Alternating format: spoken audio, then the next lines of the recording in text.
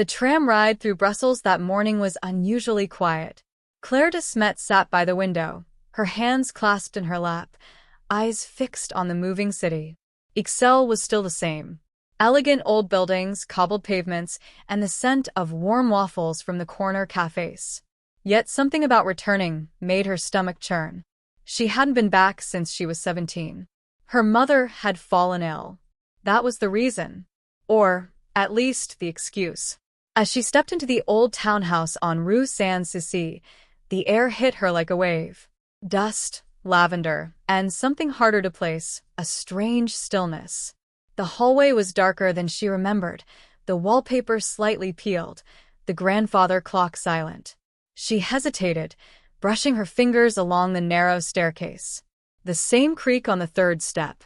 The same faded family portrait staring down at her, her father's eyes cold, her mother's forced smile, and Claire standing in the middle, visibly tense even as a child.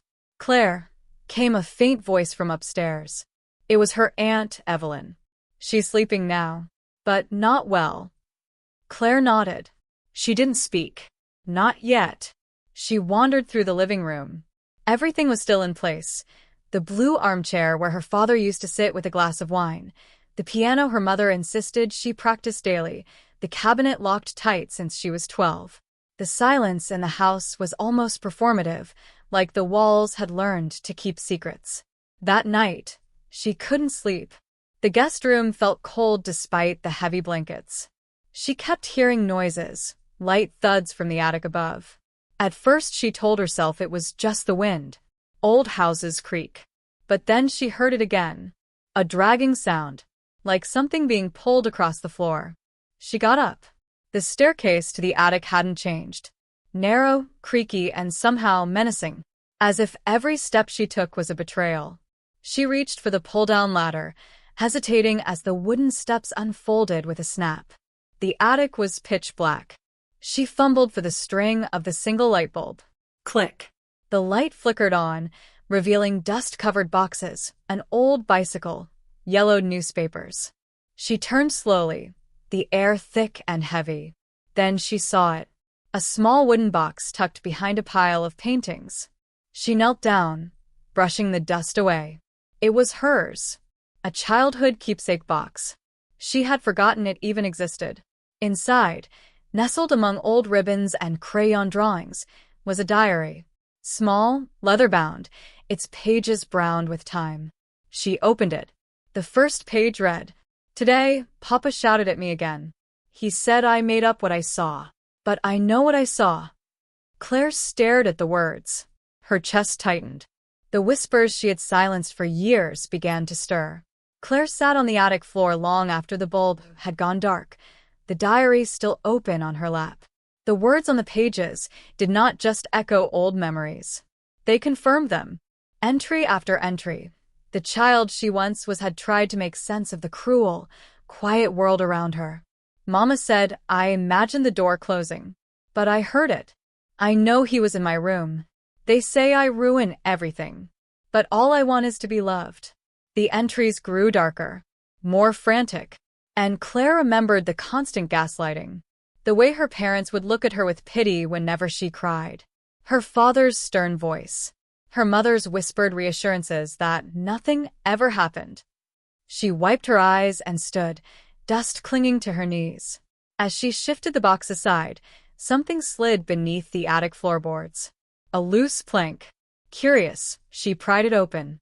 Inside was a small envelope, yellowed with time.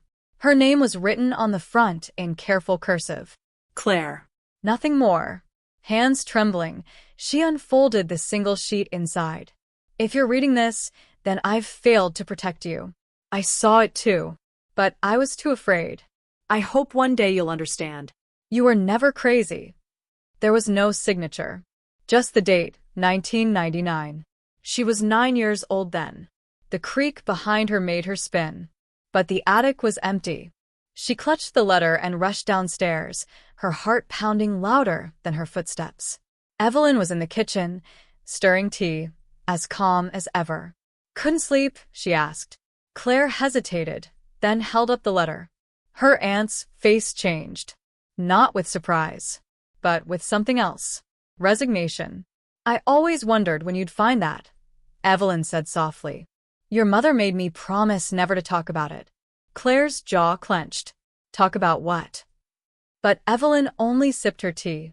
And outside, rain began to fall, tapping against the windows like fingernails on glass. Claire sat on the attic floor long after the bulb had gone dark, the diary still open on her lap. The words on the pages did not just echo old memories. They confirmed them. Entry after entry, the child she once was had tried to make sense of the cruel, quiet world around her. Mama said, I imagined the door closing. But I heard it. I know he was in my room. They say I ruin everything. But all I want is to be loved. The entries grew darker, more frantic. And Claire remembered the constant gaslighting. The way her parents would look at her with pity whenever she cried. Her father's stern voice. Her mother's whispered reassurances that nothing ever happened. She wiped her eyes and stood, dust clinging to her knees. As she shifted the box aside, something slid beneath the attic floorboards. A loose plank. Curious, she pried it open. Inside was a small envelope, yellowed with time. Her name was written on the front in careful cursive. Claire. Nothing more. Hands trembling, she unfolded the single sheet inside. If you're reading this, then I've failed to protect you. I saw it too. But I was too afraid. I hope one day you'll understand. You were never crazy. There was no signature. Just the date, 1999. She was 9 years old then. The creak behind her made her spin. But the attic was empty. She clutched the letter and rushed downstairs, her heart pounding louder than her footsteps. Evelyn was in the kitchen, stirring tea, as calm as ever. Couldn't sleep, she asked. Claire hesitated, then held up the letter. Her aunt's face changed. Not with surprise, but with something else. Resignation. I always wondered when you'd find that, Evelyn said softly. Your mother made me promise never to talk about it. Claire's jaw clenched. Talk about what? But Evelyn only sipped her tea. And outside, rain began to fall, tapping against the windows like fingernails on glass. The next morning, Claire walked through the corridor upstairs, her hand grazing the cold wall as she passed the familiar doors. Her childhood bedroom was just as she had left it. Neat, quiet, untouched. But it was the door at the end of the hall that caught her attention. It had always been locked. As a child, she had asked about it often. Her mother would dismiss it with a smile, calling it just a storage space. But Claire remembered the scratching sounds late at night, the low hums, the whisper of voices through the cracks. She stood before the door now, heart heavy in her chest. No key in sight. She returned to her mother's room, where Evelyn was adjusting the curtains. Her mother lay motionless in bed, face pale, her breathing shallow. Where is the key to the end room? Claire asked bluntly. Evelyn paused. That room hasn't been opened in years. Claire didn't move. Her silence demanded an answer. With a reluctant sigh, Evelyn reached into a drawer and handed her a brass key, old and cold in her palm. Claire didn't thank her. She simply turned and walked away. Back at the door, she inserted the key. It clicked slowly. The door creaked open. The room was darker than expected. Dust floated in the beam of light from the hallway. Old furniture was draped in white sheets. A rocking chair. A tall mirror, cracked at the edges. A toy chest. She stepped inside. On the far wall was a child's drawing, taped and faded. Stick figures. A tall one, a small one, and another crossed out in red. Her breath caught in her throat. The floor creaked behind her again. But when she turned, no one was there. Except the mirror had shifted slightly. And the reflection she saw did not move the way she did.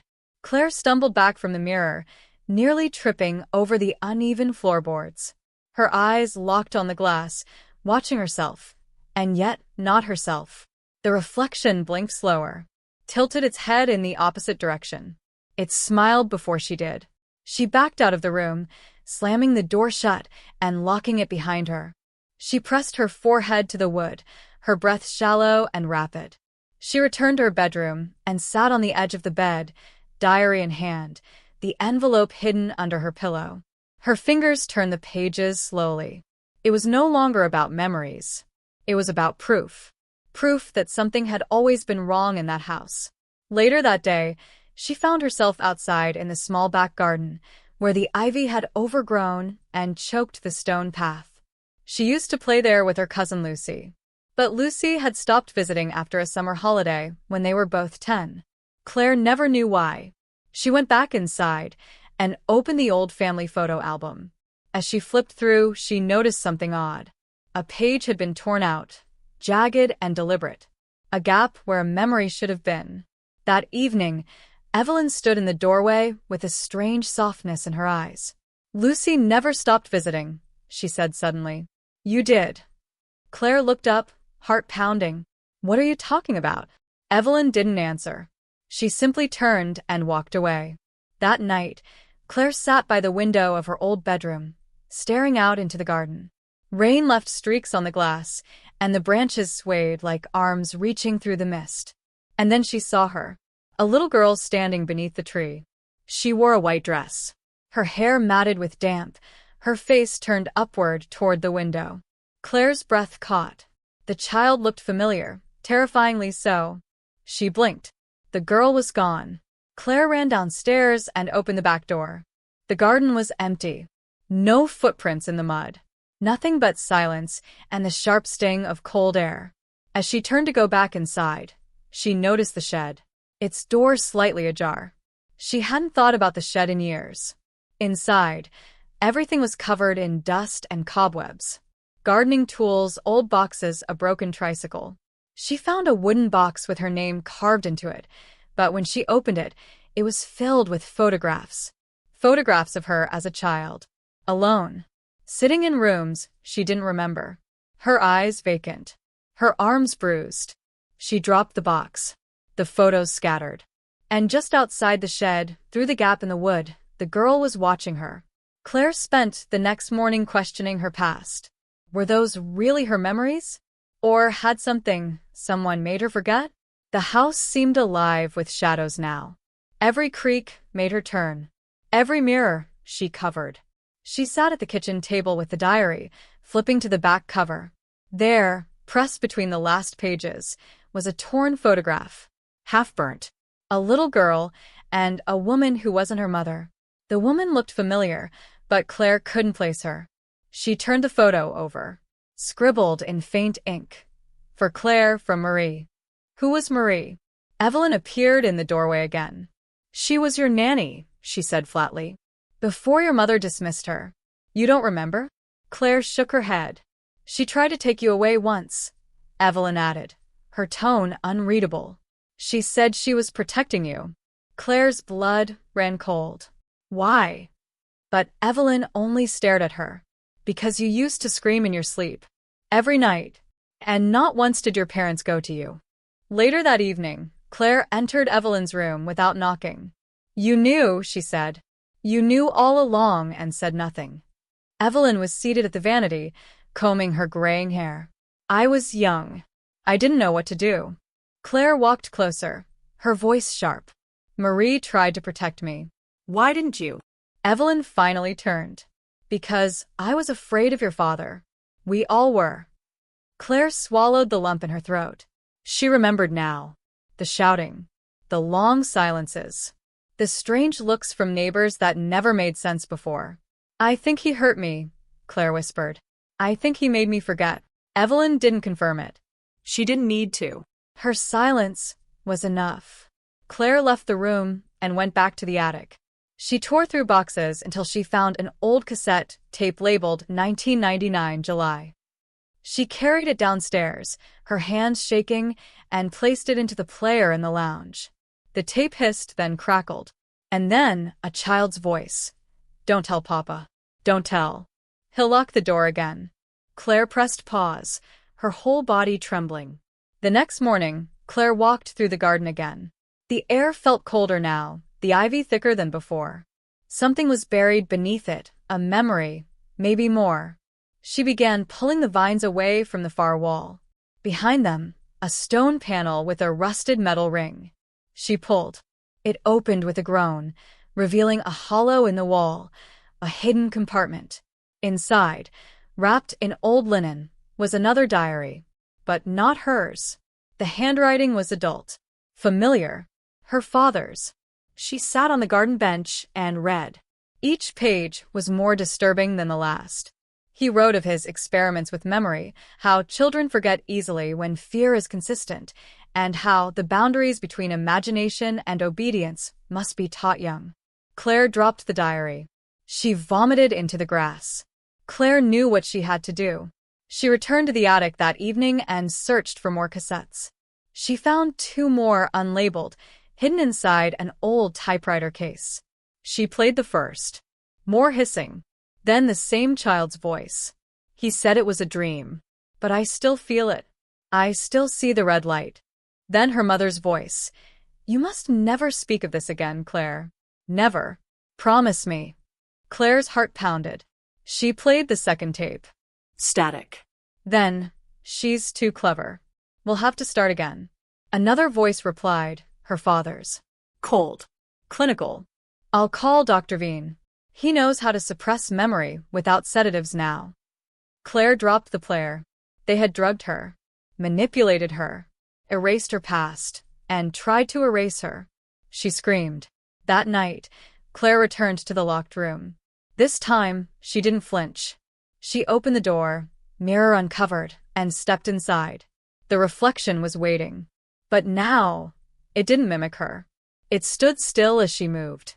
Then slowly, it raised its hand, beckoning. Claire stepped closer. Who are you? She whispered. The reflection opened its mouth. I am you, it said, but the voice was younger. Frightened. The voice of the girl who once cried alone at night. Claire reached out and touched the glass. The mirror cracked, a thin line running from edge to edge, like a scar reopening. The lights flickered. The room spun. She collapsed to the floor. When she woke, Evelyn was kneeling beside her, face pale. I remember everything, Claire whispered. And they will never silence me again. Evelyn nodded. Then it's time to burn this house down.